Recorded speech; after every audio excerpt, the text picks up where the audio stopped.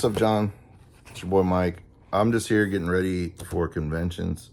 I wanted to talk about conventions. I got a couple conventions coming up, so I'm just getting everything prepped, cleaned up, priced up, ready to go. And I want to talk about selling at conventions if you've never done it before, and kind of my strategy for conventions, what I really focus on, and what I'm changing this year versus other years, about what I'm selling and how I'm selling them and everything. So the conventions that I have coming up this month, August 19th, I'll be in Hot Springs, Arkansas at the Arkansas Retro Expo.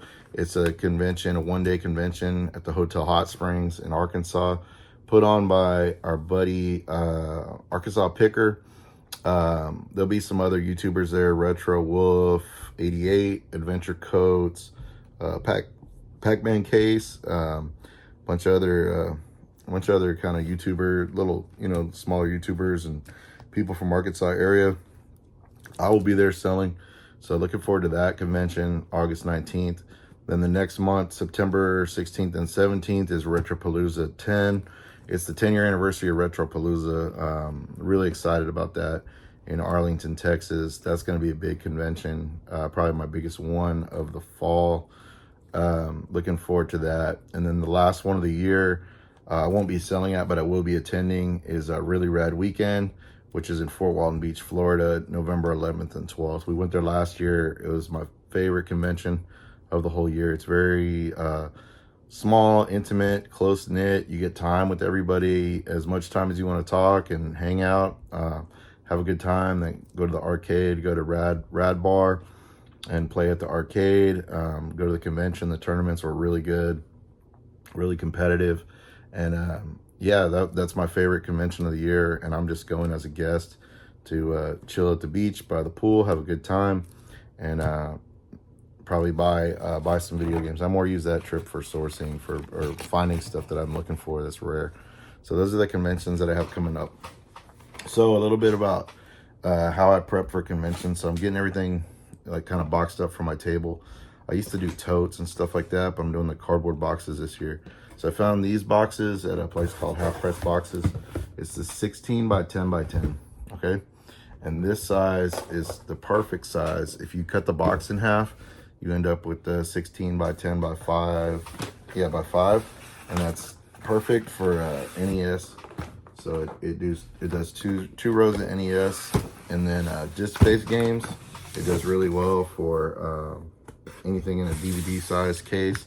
PS2, PS3, Xbox One, Wii, GameCube, so it handles those. And then also, if you have CD-based stuff like PlayStation 1 or Dreamcast, it holds those side by side. So really good. The only thing that it doesn't really do well is going to be Super Nintendo. For some reason, well, not for some reason, it's just the way math and geometry works. But for Super Nintendo, they don't work. But I found that these Amazon boxes, you probably have one at your house, but these Amazon boxes are good. They hold 3 across. So I just kind of cut these down to Super Nintendo size, and that's what I'm using for Super Nintendo. They also do really well. Sorry, the 16 by 10 by 10s do really well for NES Complete in box. So that's kind of how I'm going to display my stuff. The good thing about these is when they're empty, they're cheap. I mean, they're less than $1 a box. I think they're like, if you buy a box of 25, I think they're like 80 cents a box. So just toss them, They got like less than 50 cents in these boxes. So, or you can flatten them out too to make more space. If you got, say you go and you buy a big display or arcade, you can make space with them. So I like the boxes. That's what I've been doing this year. And then kind of my strategy, how things have changed for me. I used to kind of go after and sell what I like, and it was a lot of high-end stuff that I was getting into, expensive CIBs, sealed games, graded games, rare console variants, stuff like a SNES Junior, the Yoshi's Island one, or like an Ice Blue complete in box, things like that. Like these kind of over $300 consoles, over $300 games. And I'm kind of changing my approach because those things don't really sell for me. So I'm really focusing on this sweet spot between 20 and 80 bucks, maybe $100 if it's, like a really great game that's really desirable. talking like your Silent Hills or your Xenogears or stuff like that. But for the most part, I'm really not trying to bring a bunch of high-end stuff to conventions and try to focus on the value stuff, because I think that's where the economy's at, where people are going. Even on CIB, probably the most expensive thing I'll have is like, a nice little Ninja Gaiden 2 for 90 bucks, or Double Dragon 2 for 70 bucks, but nothing crazy. I'm not trying to bring $300 complete in box games or too much rare. It's nice to have that stuff, but it just doesn't sell. So I'm focused on a sweet spot, $20 to $80, and then I'm doing a lot of value. And so what I'm doing with value games, anything that's under 15 bucks, when I'm sourcing it, I'm straight up with the people and I tell them, look, you got a bunch of stuff, it's cool, not a bunch of sports games, but these games are 15 and under in value. And so I try to pay fair what I can, which for me, that's, $3 a game, 3 for 10. Sometimes people don't care. They'll let stuff go for $1 a game or $2 a game. That's fine. But, what I think is fair for me is paying 3 for 10, like three bucks a game. And then I just try to double up on them. And so I'm selling them for $6 a game. So like all this kind of NES common stuff, and I've found that's the only way for me to really get rid of stuff. And you got a game like Tecmo Bowl. It says $9.95. That's probably what the guy paid for it, but it's not worth. I mean, it is worth $10, but that's who's gonna come by and buy Tecmo Bowl? But when you say you got a sale that's like 3 for 20, they're gonna grab Tecmo Bowl, they're gonna grab X-Men, they're gonna grab Yoshi, and they're gonna be happy. They got a deal. I doubled up, and it moves on. And I'm able to keep doing what I do. So that's kind of my strategy. Almost all the disc-based stuff, Xbox One, PS2, PS3. I mean, maybe you might have a box of games that's priced individually, but for the most part, most of that library is going to be 3 for 20. So that's kind of what I'm doing. I'm sourcing cheap, and I'm going to be able to sell cheap. The only watch out for that is do not let other vendors or resellers get in on this deal. Don't have them coming in on setup day and clearing out your bins, because they will. So I don't put them out. I don't sell anything until the convention starts, because these deals are really for the people, but that's also for me, because nobody in the right mind is going to buy Wheel of Fortune for $6. It's not going to sell ever. But when somebody has to buy, pick 3 games and they got 2 that they like, and they're like, I remember Wheel of Fortune when I was a kid, they'll grab it. So that's the only way I've been able to move, your track and field 2s, your Top Guns, your Top Guns, your golfs, double dribbles, stuff like that. The ones that just seem to pile up, is doing the 3 for 20 sale. So that's kind of my strategy. The other thing is, I'll talk about, like, if you're thinking about selling at a convention, this is how I look at it. So I look at how much it's going to be for a booth. Say it's a local convention, they got a table, it's $300 for a booth. So for that, in my mind, I want to be at 10% on my expenses, because otherwise I just sit at home and sell on eBay. I wouldn't do that. I would rather go to the convention, but I'm just saying, my goal for the convention is going to be to sell 3,000. To do that, you realistically need to bring $6,000, $7,000, $8,000 in inventory, at least double what your goal is. If you have a 50% sell through at a convention, that's doing really, really good. Most people are going to sell, a little under half, maybe 40% of what they bring. That's just the reality of what it is, and the games that are out there and what people are looking for. And there's other people selling games too. So I try to at least double up what that goal is. So, if it's $400 a booth, I want to sell 4,000. I got to bring, at least $8,000 worth of stuff. That's the minimum. What you can comfortably fit in a booth, the value-wise, I've seen it all over the place. I've seen people fit $100,000 in a single 12-by booth. It's really packed, but I've seen them do it. But generally, to have space and have everything displayed properly, I would say, every $10,000 is going to be another booth. If it's just games, not bulky stuff. If you don't have a bunch of plush or big box items and stuff like that. So that's kind of my strategy for conventions. And then you got to factor in if you're going out of town and traveling, you know, say, okay, it's 300 for the booth, 100 for gas. So then we're at 4, then 2 nights hotel, 5, 6. So I got to make $600 at this convention.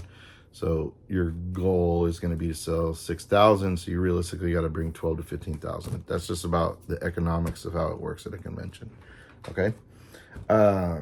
Then talking about what else to bring. So I always bring cleaning supplies. I bring like a scraper, a plastic scraper, microfiber, bring some alcohol, some rubbing alcohol or isopropyl, Q-tips, stuff like that. Always bring a toolkit so you can verify games, open them up. Sometimes the customers want the games opened up. I'm talking about NES and Super Nintendo and N64 cards. So sometimes the customers want them opened up. Sometimes you're getting a trade and you want to verify that it works.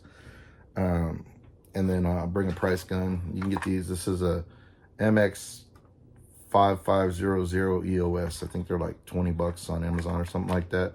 So that's a price gun. So if I get trades, I can clean them up and put them back out. The best chance to sell that stuff is at a convention. I've had a lot of really quick flips, getting stuff in and then selling it at the same convention. The other thing that I like to bring, and I have a bin, but I just brought these, is like I get these little sticker packs. These are Back to the Future stickers. I don't even remember ordering these, but I guess I did. But there's like 100 stickers. You can get these on Amazon for $5. So I put these out. I put $1 on them. It's a good way for me to get change. People come through and they look through them and give you $1. So it's a good way to get small bills. The other thing is, when kids come through, I tell the parents, you know, hey, if your kid wants, they can get a free sticker. And that's just, you know, to help out kids. These don't cost you anything. And it's going to keep the kids busy for 5-10 minutes. They're going to be digging through, trying to find the perfect sticker. And then the parents have time to browse in peace and stuff. And it's usually resulted in sales for me, so it works out. But make sure y'all take care of the kids, have stuff for them to do. You know, don't forget what this is about. And I think every convention that I'm involved with, they usually have reduced ticket prices for kids or let kids in free.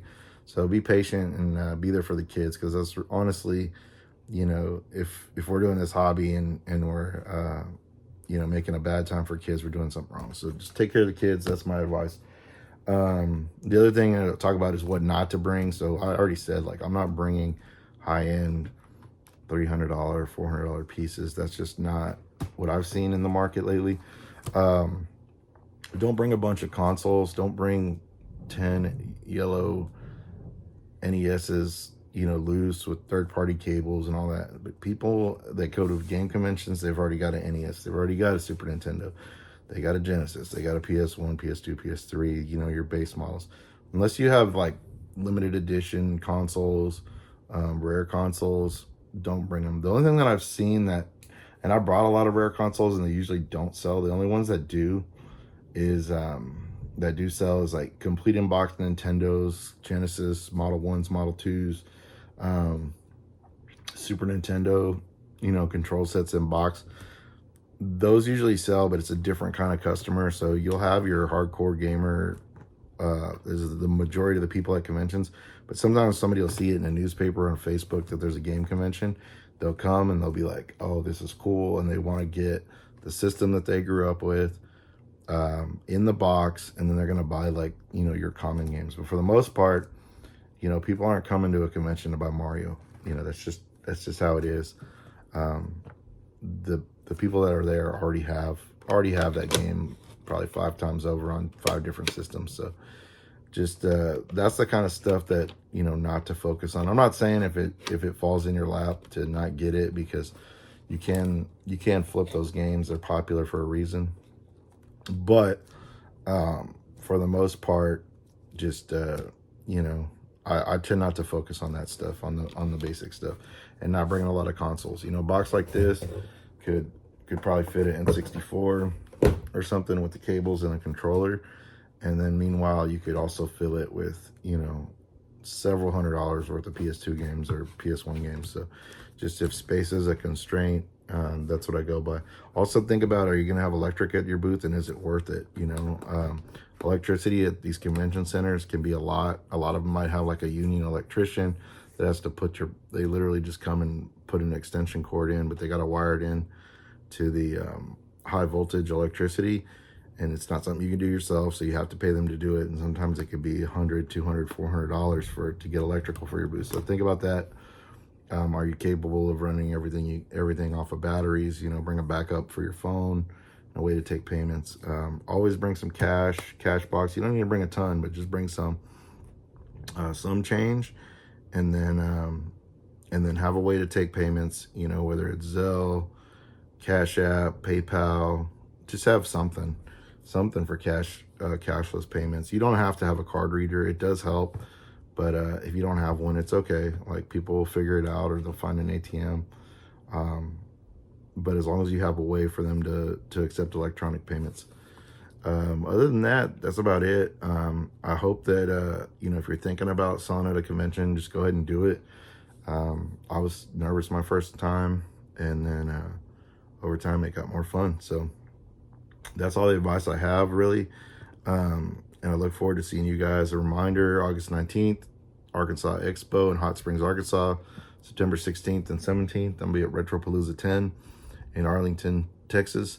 And November 11th and 12th, I'll be out at Really Rad Weekend in Fort Walton Beach, Florida. So yeah, that's it. All right, peace out.